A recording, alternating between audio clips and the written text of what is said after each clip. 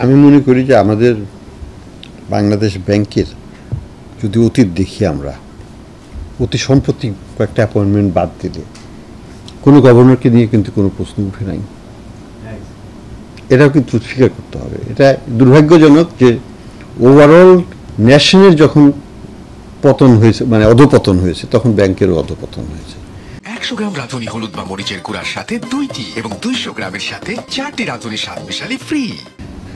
কারণ এটা কিন্তু আইসোলেটেড ঘটনা না। কারণ একেবারে সেটটা পিএমও থেকে যদি ম্যানেজ করে ইনস্টিটিউশনগুলোকে, বাংলাদেশ ব্যাংক একটা ইনস্টিটিউশন, সেটাকেও তারা ম্যানেজ করবে, তবে করেছে, তাই না? কাজে it is part of overall scheme of thing.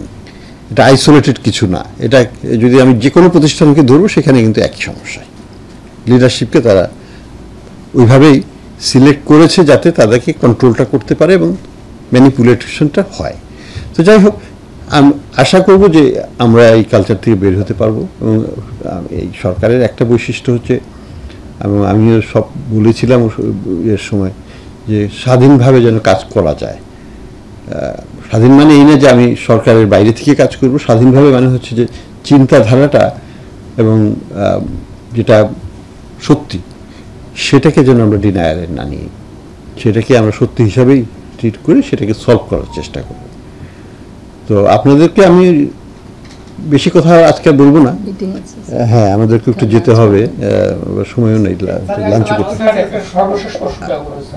আমি এটুকুই বলবো যে আপনারা আপনাদের কাজ করেন, ফাইন্ড আউট সমস্যা কোথায় কোথায় কি আছে। আপনাদের মাধ্যমেই আমি 10টা পত্রিকা থেকে আমি বের করে নিতে পারবো যে আপনারা কি বের করেছেন, এবং আমাদের দিক থেকে তদন্ত করে দেখবো যে সেগুলো সত্যতা আছে।